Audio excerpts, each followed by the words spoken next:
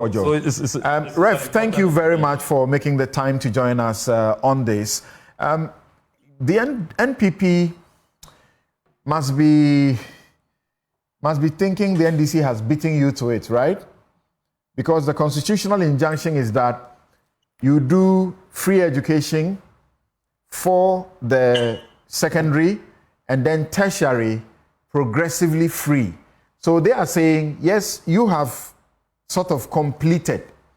That's how they want to say it. They don't want to say you take all the credit for starting free SHS. They started somehow and you have completed that program, so to speak. So now that is a policy. But you need to move the next step. And we have been practicing this constitution for far too long. This should have happened long ago. So they are now introducing their progressively free agenda to higher learning. What do you say? Good morning, Samson, and thank you very much for having me on your show. And good morning to my very good friend, Honorable Kudeto Ablakwa, and my dear sister, Nanaya Danto, and of course, Professor Champon, will be joining all our viewers. Good morning to you. Indeed, the thought of proposing an initiative for no fees for level 100 as proposed by the NDC is a strong endorsement of NPP's position as superior when it comes to education. It is an exoneration of our diligent and visionary and consistent position we have maintained since 2008, our manifesto as contained on page 67 of our manifesto on our position on education, ensuring that access is increased at all levels and barriers to education, systemic economic barriers are dismantled. Consistently so from 2017, His Excellency Nana Akufo-Addo and Dr. Mahmoud Bawumia, the Vice President, have demonstrated massive investments across all sectors, and particularly dismantling barriers to access at the secondary level and dismantling barriers to access at the tertiary level. The position of the NDC and in their proposal, as contained in their youth manifesto, particularly the no-fee initiative, is far-fetched. It is, to many Ghanaians, a knee-jerk approach. Obviously, they have realized that every essential aspect of tackling education challenges have been already undertaken by the MPP, and therefore they need to struggle around to find where they can find space. The premise of their 43,000 supposed candidates or students who supposedly gain admissions but fail to report is not well grounded in the fact that one student averagely may apply to 3-4 universities. And so he's going to accept one, he's going to definitely enroll in one. On that issue, the statistics we just shared with you takes care of that. So we are talking about universities in Ghana. Yeah. The total number of admissions that were offered, the total number that honored the admissions, and the total number that could not honor the admissions. So this does not come in at this point.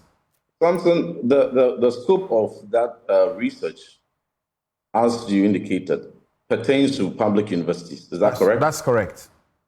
Very well. Thousands of students would apply for spaces in universities, public, private universities.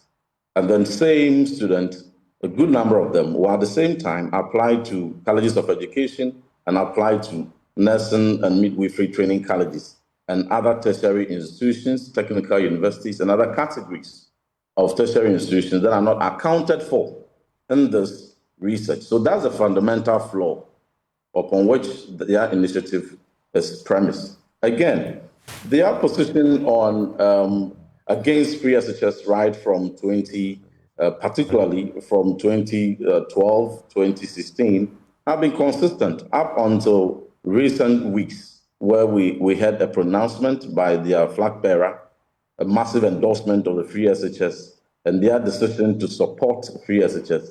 It has always been various criticism. As a matter of record, there are about 11 occasions where pronouncements had been made by former President Mahama and their key stalwarts speaking against free SHS. They had used words like free SHS is unintelligent policy, free SHS is a whimsical promise of a desperate politician, and many grounds had been cited. One of the cardinal criticisms of free SHS, one was the fact that it's a wholesale approach. No needs assessment was conducted, and that if the son of Samson could afford pre-sec, for instance, why pay for him? And then he goes to school, and at times he doesn't have full meals.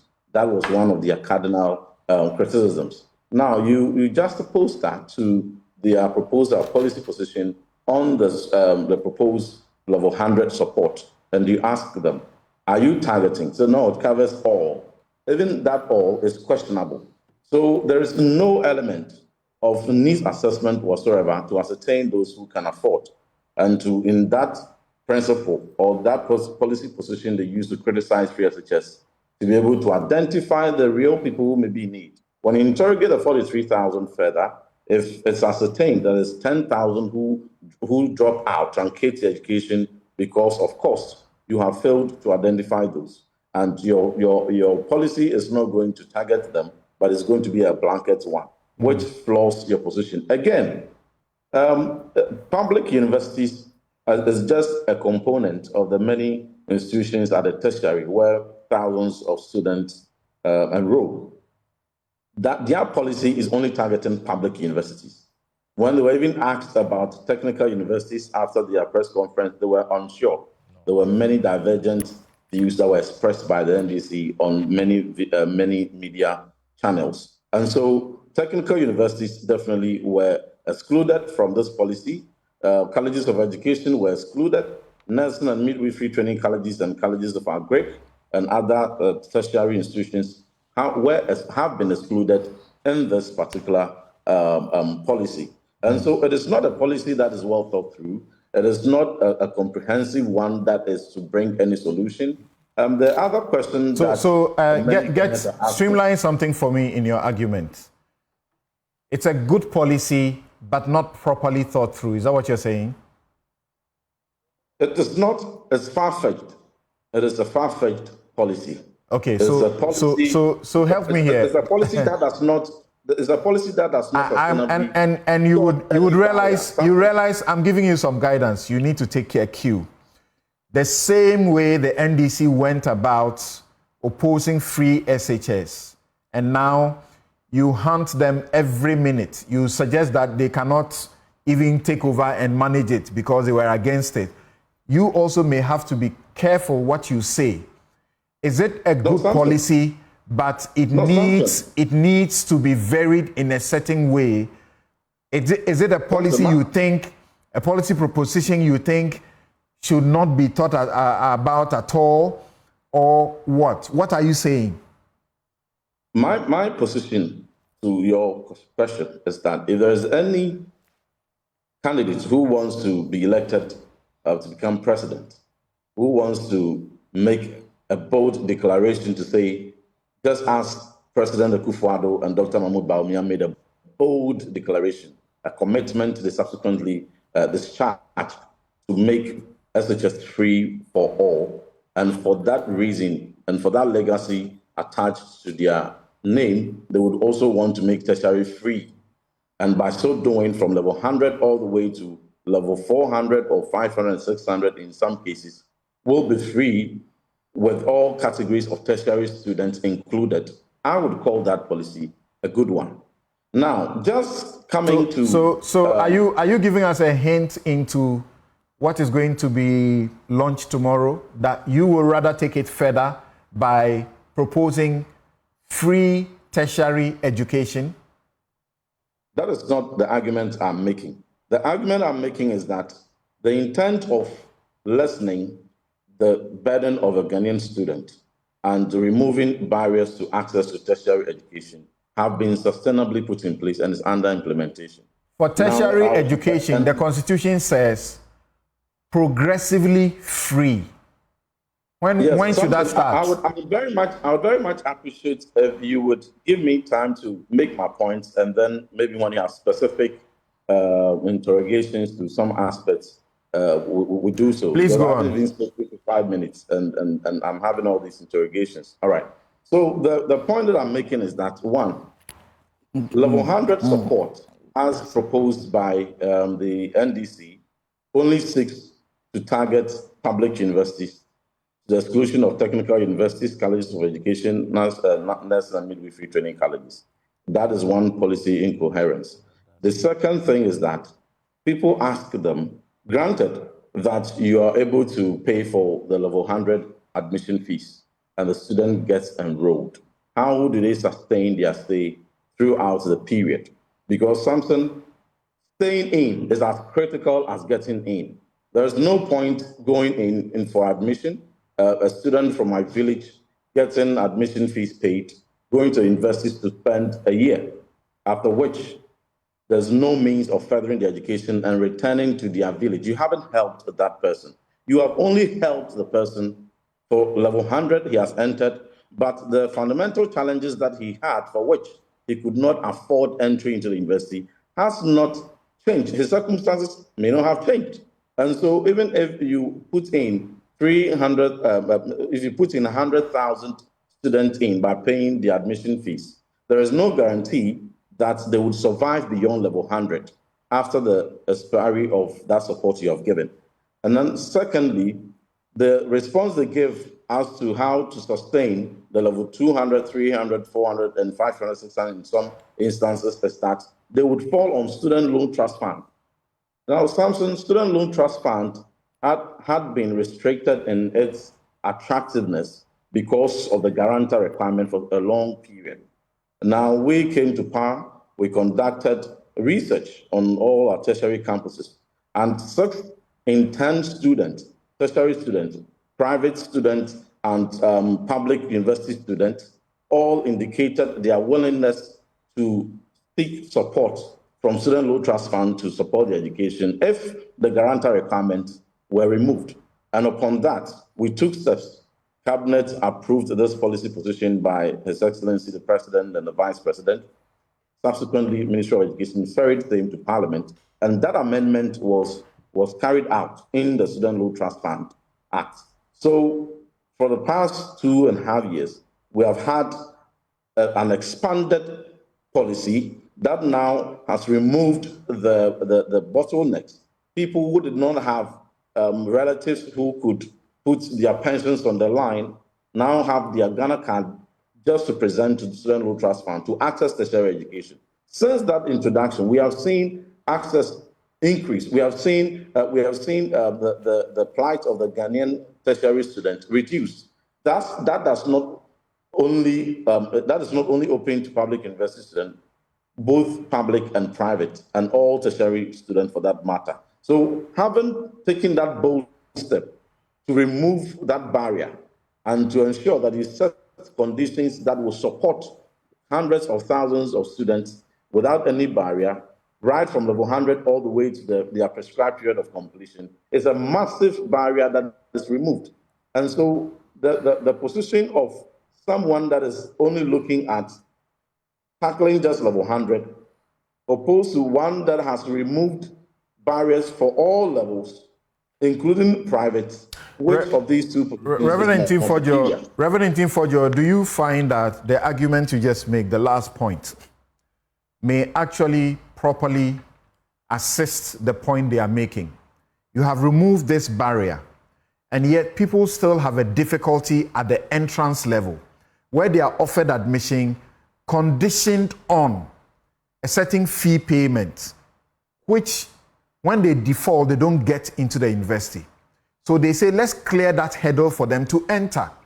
So they are able to now access the student loan that you have made easy to acquire for the year 2, year 3, and year 4.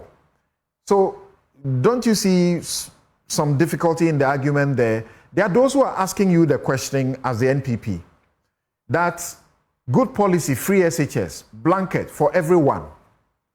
So is it your plan that the person gets a BEC certificate, SSE certificate, and their education ends there?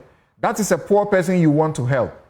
You have helped them to get SSS education. How do they progress from there? The NDC says, let's give them the opportunity to progress from there at least for the first year, during which they can settle down. And if there are issues with the loan scheme, they will be able to fix all of these by the end of the first year. You say that's a wrong policy? But if that's a position that one may take, then fundamentally even comes down to the question that people that are entering into university are obviously people who have completed SHS. And so a policy position that assists people to complete TVET and SHS, and for which now would want to enter tertiary, and a party who consistently have made their position known until a few months ago against free SHS. Obviously, you would not graduate to tertiary from BECE. You would need an SHS qualification to enter into tertiary. And even fundamental analysis of their research, I've followed it now. 43,000 is not the actual number of people who empirically are not able to access education or tertiary education because funding is a problem, particularly at the entry level. That is fundamentally flawed. When you say you have flawed that analysis, are you by extension saying all the 43,000 for the 2020-2021 academic year who could not honor their admissions, they went into private universities? Many may have gone to nursing and midwifery training colleges. Others may have gone to colleges of education. And you would find a lesser number. I am not in any way making it a point that no student in Ghana faces tertiary entry challenges due to finances or due to certain systemic challenges. That is not a point I'm making. But I'm saying that the basis of their projection of 43,000 as the people who miss out the opportunity to go to tertiary institutions on the grounds of lack of financial without is flawed. Do you sincerely think, and perhaps you and I, our time when we were applying for universities, we did the same thing. I applied to about 3 universities. I made provision to take care if anything happens. I applied to teacher training. But do you sincerely believe that if I can enter the university, I will go to the other options you are referring to? Yes. There's a logic in that? I have had many.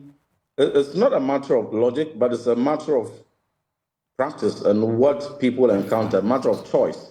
People prefer nursing and midwifery training colleges. And there are many occasions, as a member of parliament, I've encountered many constituents and other people who are even beyond the shoulder of my So why do they apply to the university if all they wanted to do is the other place?